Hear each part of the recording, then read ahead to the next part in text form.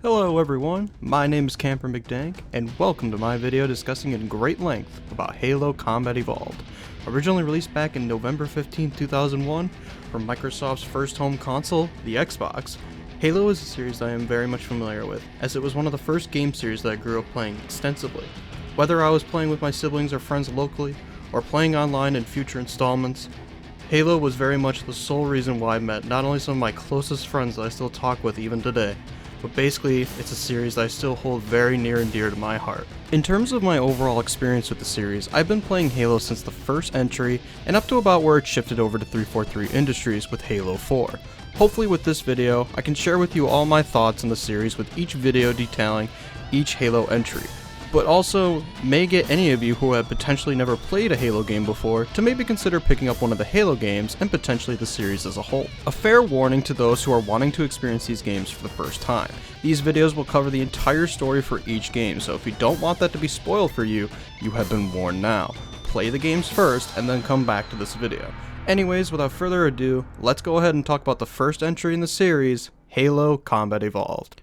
The game starts off by giving us a view of the Pillar of Autumn, a light cruiser in the UNSC Navy. With a conversation going on between two characters named Cortana and Captain Keyes, they comment on how they tried escaping from an alien race known as the Covenant, aliens that are hell-bent on wiping out all of humanity. Let's just say, for the sake of this entry, that the Covenant really don't like the humans and simply want them gone, at the very least with this entry. Things expand with regards to the Covenant more as the series continues forward, and there isn't much to be said with them in this title beyond that. Anyways, I should probably explain Captain Keyes and Cortana, huh? Well, Captain Keyes, or Jacob Keyes as he is formerly known, was a naval officer and also one of the best tacticians in the UNSC Navy. He is held in a fairly high regard, with him being a highly skilled strategist and also being an inspirational leader to those under his command. Cortana is an artificial intelligence construct for the UNSC Pillar of Autumn. The UNSC, or the United States Space Command, is the military arm of the unified Earth government.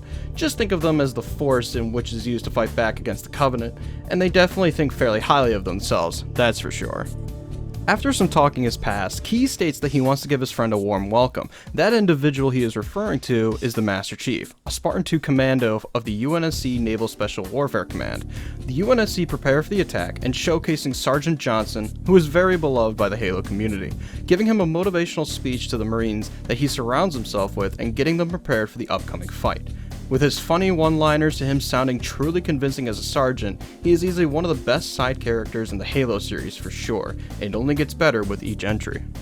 The Master Chief wakes up from his sleep and is immediately requested to get to Captain Keyes. After running through some sections of the Pillar of Autumn dodging literal hellfire from the Covenant, the Chief meets up with the Captain and Cortana. They talk for a brief moment until they get attacked by boarding crafts from the Covenant, in which the Captain orders that everyone on the Pillar of Autumn to get the flippity out of there.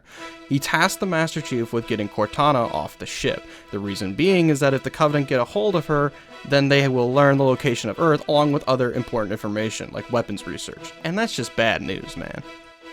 After fighting your way through squads of Covenant, the Chief makes it to an escape pod where him and the other UNSC blast off and land on an object which appears to look like a ring.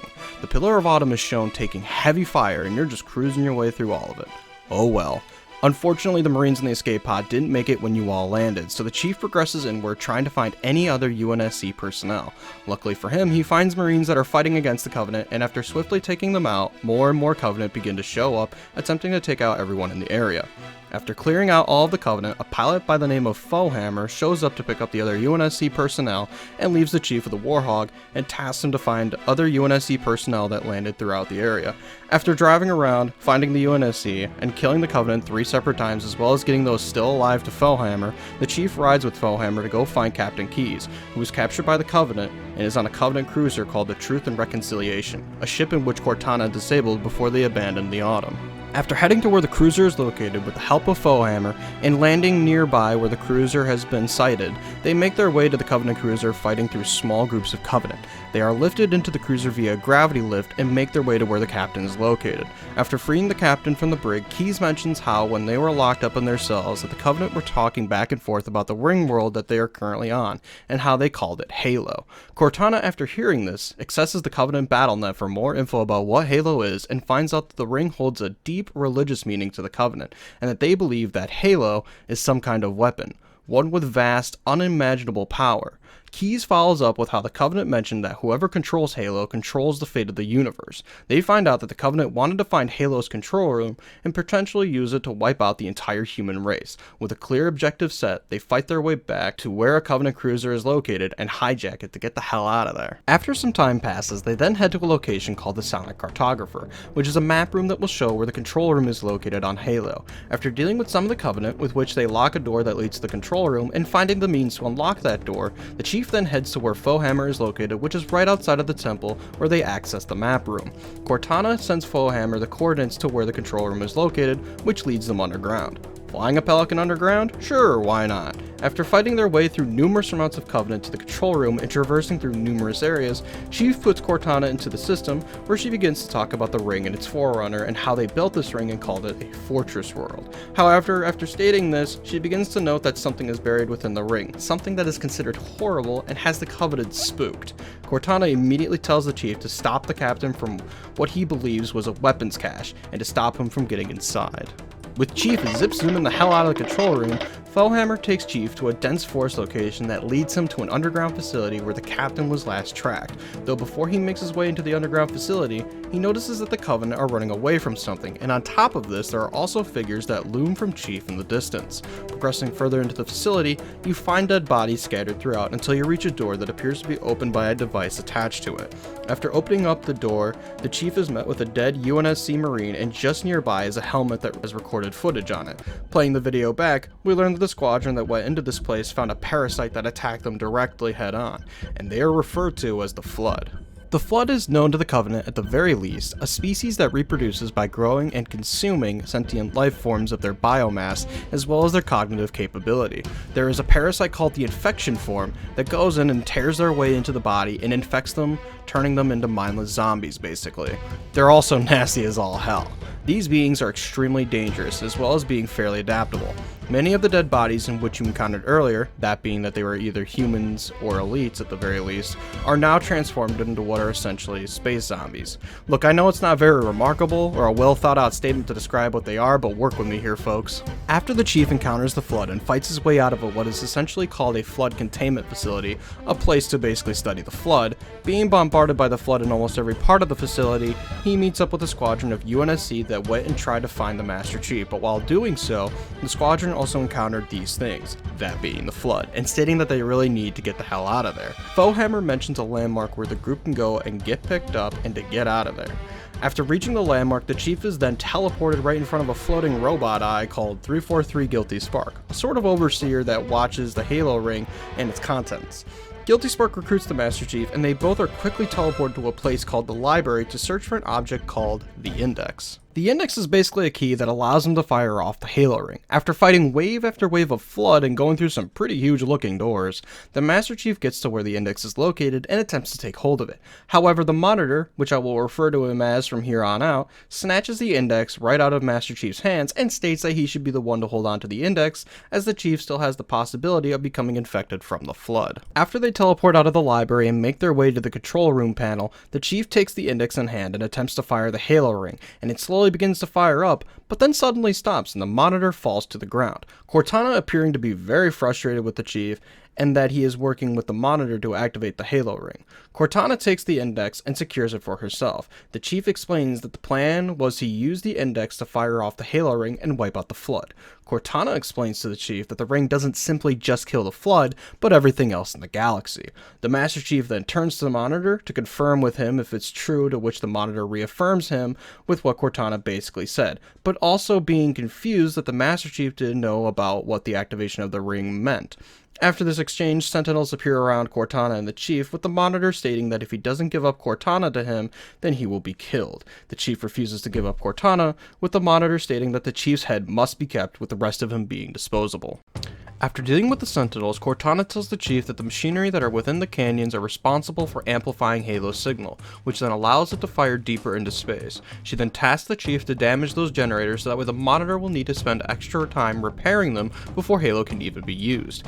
After the Chief accomplishes this, swiftly I should add, but even though if I'm going to be honest with you, it's not really done that swiftly because this is like the longest level in the game, but I still love it.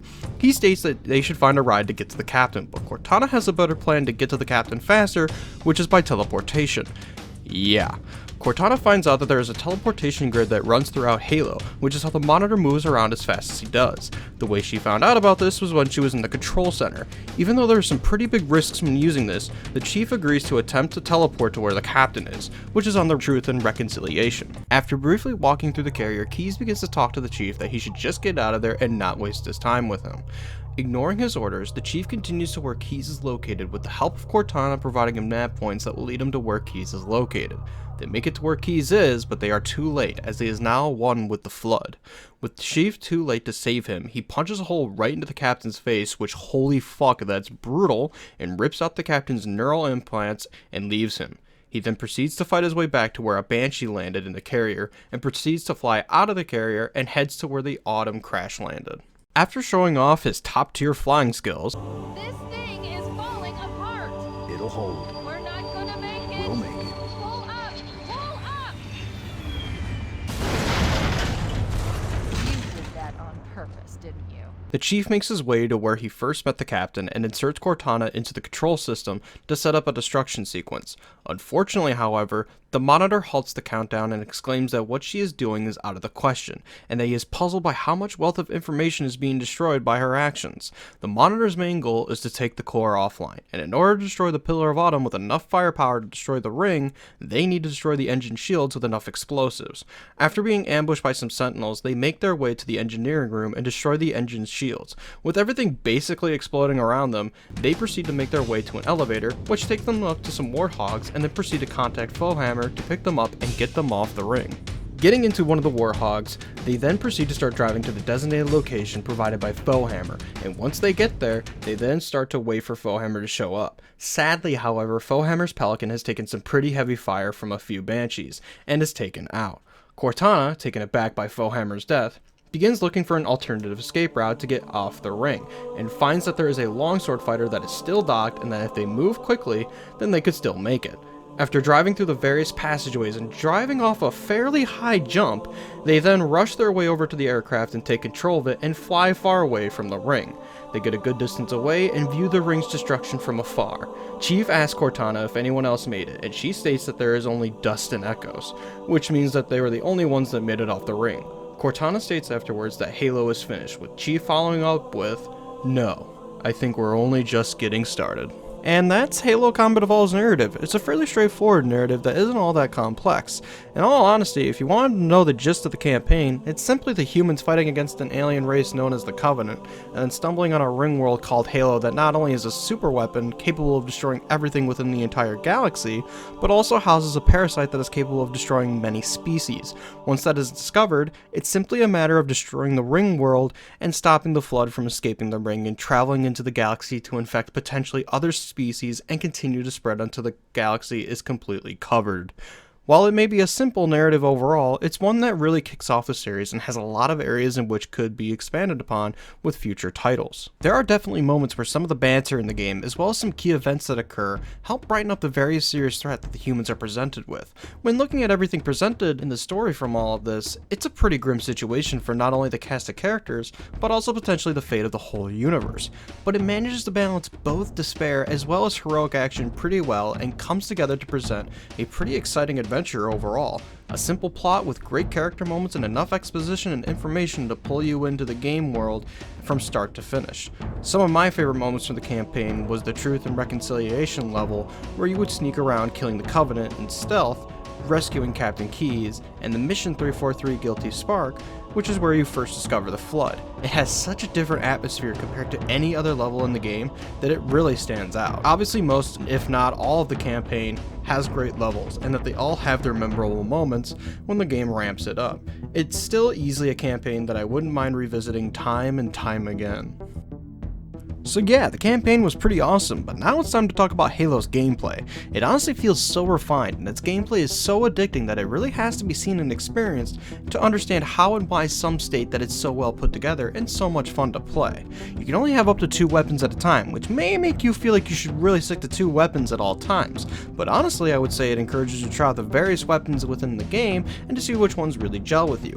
You also have your energy shield, which protects your health from any sort of damage. It recharges when you are hidden away away from enemy fire and after some time passes.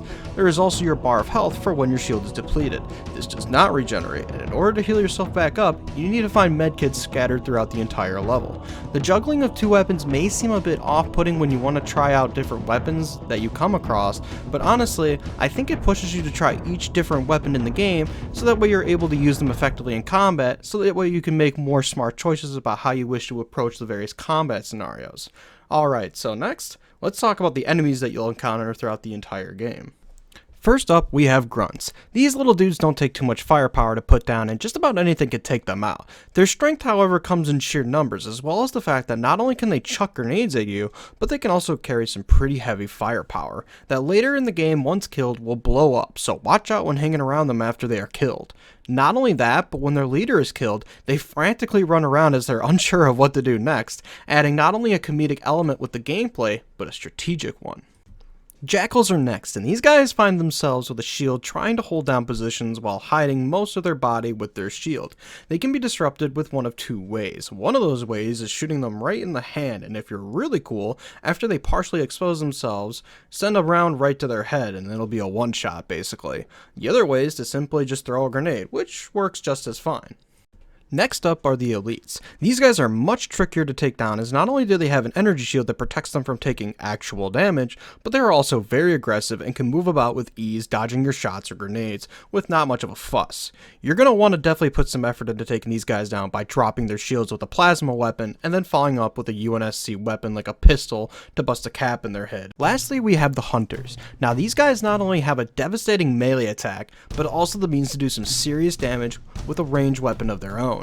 But that is sort of where it ends with regards to difficulty for them. Hunters can be seen as potentially one of the weakest enemies in the game with the right weapon. All it takes for them to go down is to get around their back and fire a shot of either a pistol or a sniper round into their back, and they're basically dead in one shot. Yeah, I know, not very strong sounding of an enemy, huh? Thankfully, this hilarious ordeal will be fixed in the next installment, but in this game you can simply DOS boot them very easily. The Flood, on the other hand, fight very differently than the Covenant. While the Covenant fight by using tactics and such, the Flood straight up will charge you and beat the ever-living shit out of you until you drop dead. While they are fairly weak on their own, much like with the Grunts, their numbers are what will be your biggest concern. Oddly enough, the only weapon that doesn't basically do anything to them is the sniper rifle, which is odd, but hey, it's whatevs, I guess. The Flood come in 4 different forms: the human combat form, the elite form, the carrier form, and the infection form. There's not really much to say about the human and elite forms, as they by and large fight in the same fashion. The carrier form jiggies his way on over to you to not only explode to release more infection forms, but to also basically nuke you. Yeah, no joke, you don't even want to be around these abominations when they explode, because you might as well kiss your shield and probably your health goodbye. Fire from a distance and don't let them get close to you. The infection forms really aren't anything that crazy when you have full shields, but when your shields drop to nothing, they are suddenly a force to be reckoned with, as not only are they capable of draining your health to nothing, but generally come at you in swarms and surrounding you. A great way to deal with them is to basically melee them when they're in groups to take them all out at once, as not only do you save ammo in certain sections of the game, but they die in chains, making it easier to take them out when they are clustered together. Now, some combat forms can also be pretty obnoxious, as they can utilize basically any weapon in the game, and that includes shotguns and rocket launchers. Now, at the very least, when it comes to dealing with combat forms with shotguns, they have to get pretty close to you to down you in basically one shot. When dealing with combat forms that have rocket launchers, on the other hand, they blow hard. Sure, once you get blown to bits the first time around by them, you know what to expect to prepare for it. But when you come across these lads more than once, and once you've seen that rocket come straight for you, you might as well say your prayers right then and there. Lastly are the Sentinels. They fire beams of energy at you, draining your shields and health pretty well. And the best and fastest way to deal with them is the good old charged plasma pistol blast to them to pretty much one-shot them. If you don't have a plasma pistol, then the plasma rifle does some pretty solid damage on them. And with that rounding out the cast of enemies, let's talk about the weapons themselves. The Assault Rifle, easily one of the most iconic weapons in Halo, able to put out a large number of bullets and is able to shred through enemies like grunts and put pressure on jackals. It's easily an overall solid weapon to use at just about any enemy in the game. The Magnum, the holiest weapon in all of Halo CE. Just memeing, but seriously, it's an all-around great weapon and puts to shame any other pistol in any other FPS game with having a scope attached to it, giving it range capabilities as well as being able to output some solid damage. It's easily one of the best and showcases one of the best versions of the Magnum in the entire Halo series, period. The Sniper Rifle, an awesome long-ranged weapon that is capable of one-shotting elites right in the face and is able to put down most enemies with just 1 or 2 shots. The only exception being the Flood, where it's basically crap and I wouldn't recommend using it against them. The shotgun is up next, and it's a really great weapon all around, even at mid-range. Yeah, who would have thought that a shotgun was able to fire farther out than 5 feet and still do some solid damage? It's great at taking out just about anything really, and makes short work of anything that meets its shells. The rocket launcher. It's a rocket launcher. What else do you need to know? You look at someone, fire it, and they're basically dead. Not much else to say on it. You may not be able to rocket jump with it like in, let's say, Quake, but it's a great weapon when you just want something straight up dead. Now to move on to the Covenant's arsenal of weapons, and first up is the Plasma Rifle. Honestly a great weapon all around. It's good at taking out shields and solid enough to doing damage across the board. Not a bad choice all things considered. Next up we have the Plasma Pistol. Considered by many in the community to be a noob weapon in the series, it doesn't seem like anything to write home about at first. However, when charged up and fired at, let's say, an elite, they are basically in the dead zone, as you could be following up with the Magnum and basically one-shotting them right then and there. Honestly, it's not that bad of a weapon, and it's pretty useful when higher difficulties are being dealt with. Next up we have the Needler, and it's a decent weapon for sure, being able to fire a series of explosive needles that when enough are shot into the same target, it basically makes them go kablooey. Fun to use, but also great for first-timers of FPS games who may not be used to properly aiming with a controller or a mouse. Next are some of the few power-ups that you can encounter in the game, that being the Overshield and Active Camouflage. The Overshield basically gives you 2 extra bars to your shield, allowing you to take more damage. Do note, however, that when this goes down, it doesn't regen those 2 bars, so make sure you make good use of them. Active Camouflage is great when you don't give much of a fuck with certain encounters, and allows you to basically skip them outright by avoiding them, as it turns you outright invisible and enemies that normally would be able to attack you really don't. And even when you do fire at enemies with Active Camouflage, they generally will fire at you for a few seconds, and then after they just kinda don't, and then just kinda roam around a little bit. Yeah, I don't know. Finally, we have grenades, and there are only 2 types to talk about. The standard frag grenade, which does what you think, and the plasma grenade, which has the ability to stick to enemies, and boy does it make me feel real good when sticking someone from a long distance with it. Too bad I suck at doing this though, so oh well. Also, grenades are basically nukes by definition in Halo CE, as being near them within like a 10-foot radius basically still means you're in the danger zone. And that's the sandbox of weapons, and it's a pretty great selection to pick and choose from, and most importantly, all weapons serve a purpose and have their uses, which makes you, the player, pick and choose what to run with and to be able to deal with these situations in the game more effectively. It makes you think about the weapons, in my opinion, way more than some of the more modern shooters that are released today. Let's move on to Halo's vehicles, which consist of the Warthog, the Ghost, the Scorpion, and the Banshee. The Warthog is an iconic vehicle in the Halo franchise, with a passenger seat and a turret mounted on it. With its overall design, it's a great vehicle to get around and just overall have fun with when it comes to driving it. The Ghost is a Covenant vehicle that is quite mobile, but outputs fairly average damage. I mean, yeah, it's nice to ride around and dick around in, but it's something that I don't find myself driving all that much unless there are no Marines nearby to help me out in a Warthog. It also feels extremely floaty, I guess, when driving, so it's not all that much fun for me to use. But hey, no disrespect to anyone out there that enjoys using it. You do you, fam. The Scorpion, which is a tank that has some serious stopping power. While it moves around slowly and the time between shots takes an honest-to-God eternity at times to fire off, it can basically nuke anything in its path. A pretty awesome vehicle that I personally love driving. And finally, we have the Banshee, which is a Covenant airborne vehicle that is pretty rad at taking out basically anything, if I'm honest. Since it has the Banshee bomb, it's fairly effective at taking out even sturdier enemies, so overall, it's pretty great at just taking out general to even more tankier enemies. Alright, let's shift from talking about the gameplay to talking about the level design in Halo Combat Evolved. I will say this right now, it's easily some of the best level design in the series, with having a number of different ways in which you can approach any objective in the game to providing freedom in some of the levels to pick and choose how you want to approach missions.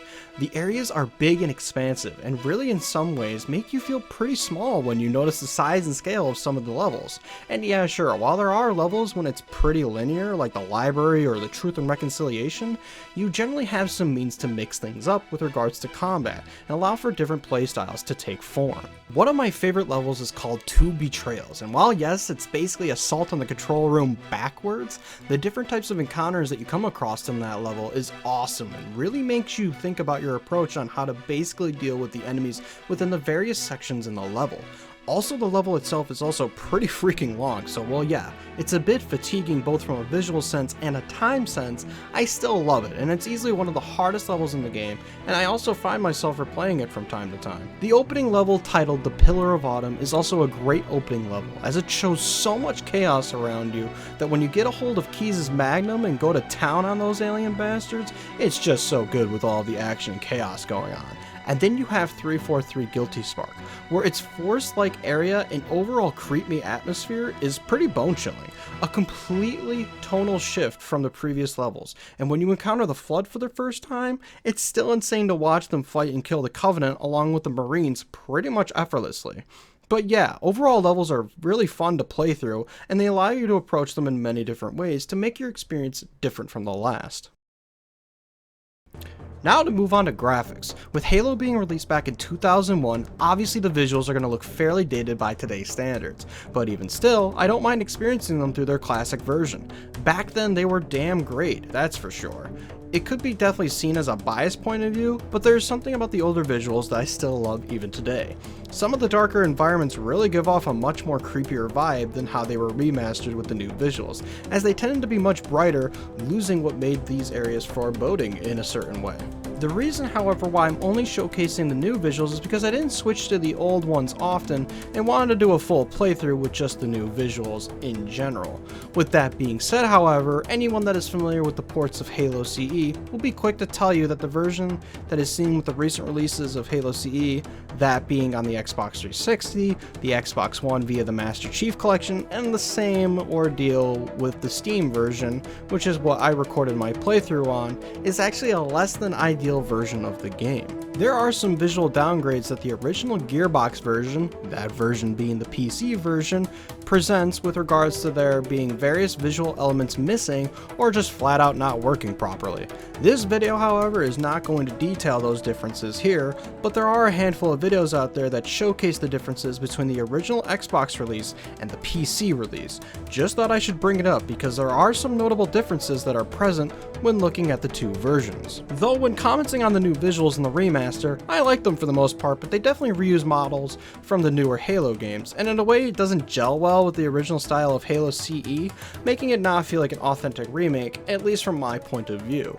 But I will say some of the outdoor environments look absolutely fantastic and are a real treat to the eye. Although there are some moments where you could potentially shoot at someone and your bullet will look as if it hit an invisible wall, when what's really happened was that the way in which they retextured some of the environmental details, they weren't completely one-to-one with the original, so in some ways, the new visuals can kind of mess you up from time to time. But on the whole, I still found it pretty enjoyable to witness a lot of what was redone, as I haven't played the Anniversary Edition since its first release back on the Xbox 360. Oh man, time to sing nothing but praise for this next section. Halo Combat Evolved's music, composed by Martin O'Donnell and Michael Salvatore, is one of my favorite soundtracks of all time. The amount of love that was put into the game's OST is just phenomenal, and listening to it again makes me just want to play the games time and time again just to hear it. You could say, well, why don't you listen to it on YouTube or something? To which I say, because I love playing the game so much that for me, re-experiencing them in the sequences that they play in the game is just phenomenal. The soundtrack uses various elements like chanting, string orchestra, and percussion, and it really mixes well together to make something enjoyable to listen to. I won't claim that I'm an expert when describing the various amounts of details that go into making these compositions themselves, but every track in the game is wonderful to listen to and fits wonderfully with where they play in the game respectfully. Some of my favorite tracks from the game are labeled as such: Perilous Journey, Brothers in Arms,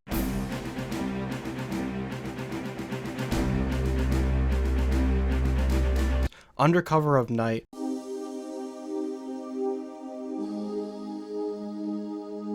Rock Anthem for Saving the World, awesome name by the way,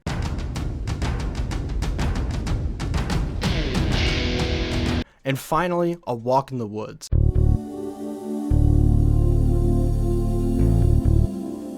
Again, I list only a few tracks here as I don't want to list out every individual track, and I would personally give the OST a listen to if you haven't really listened to it at all recently or have just never heard of it. The tracks really do bring a lot of life in many areas of the game, and they also provide some great ambience. Sort of transitioning to audio design with the guns, vehicles, etc., they all sound great both in the classic and remastered options, and they feel like they got some serious impact when fired off. Driving vehicles sound great, and the reloading sound effects are done really well.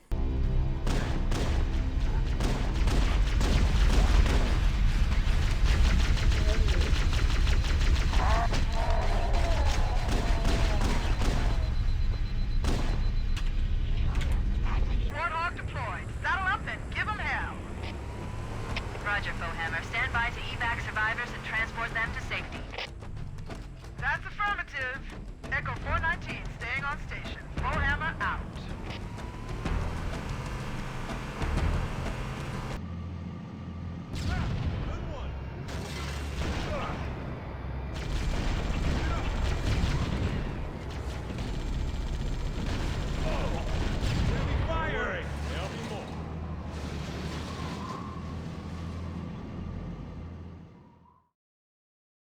The multiplayer is easily some of the most chaotic in the entire series if you were to ask me. The reason why is, well, the spawns are basically all over the place. You could very easily just spawn right up in front of the other enemy team and get absolutely shredded. The other reason is the fact that some maps are pretty brutal when it comes to, at the very least, playing 4v4s.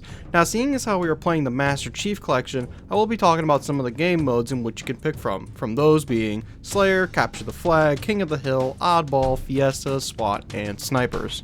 Slayer is pretty basic. It's just straight up deathmatch where you simply kill others or the enemy team to score. Capture the Flag is where you simply take the enemy's flag and bring it back to your base to score points for your team. King of the Hill is where there's an area on the map where you simply need to hold the point for as long as you can, and the area changes at set time intervals so you won't be hanging there at the same spot for very long.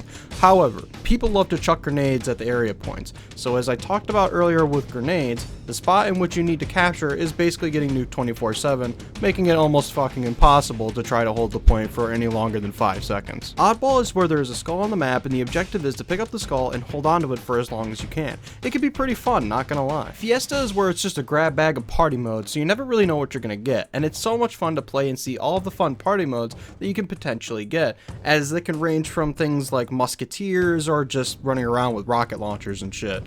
Again, a lot of fun and something that I don't mind playing from time to time. SWAT is where you don't have your shields and it's only your health. With Halo C in particular, you only have the Magnum, and headshots are strongly recommended as body shots basically do jack all. It's easily one of the most popular game modes if you were to ask me personally. Finally, we have snipers, which is exactly what it sounds like. You run around with just snipers and you show off your sick gamer skills. Or not, and you could be me who might just need to, as the kids say these days, get good.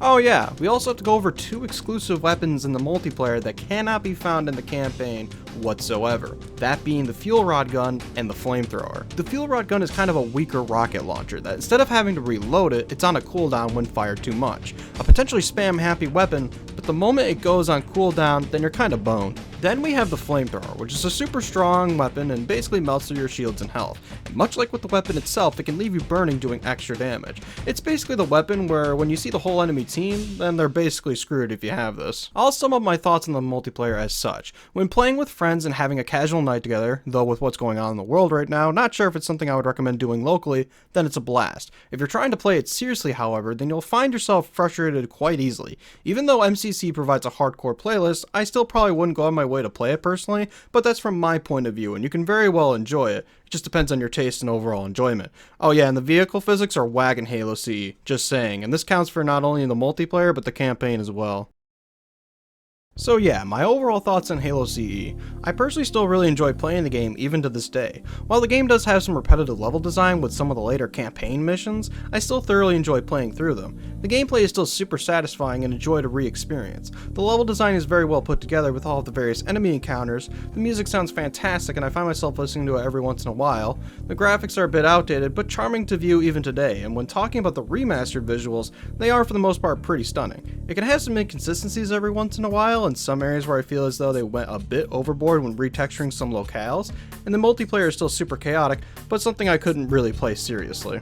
I can still recommend Halo CE to anyone that's a fan of FPS games, or is looking to play something that is truly a classic amongst many people, including myself. And that's it for this video. If you found yourself enjoying it at all, please be sure to leave a like, and hey, maybe subscribe. I want to try and cover all of the main entries if I can. The only issue I see in the future when doing so is the fact that I don't have an Xbox One at the current moment to be able to play Halo 5 Guardians. I will potentially also look into any side games if there are enough people that would like me to do so. Well guys, I hope you have a fantastic rest of your day, and once we come back, we'll be looking at the next entry in the series, Halo 2.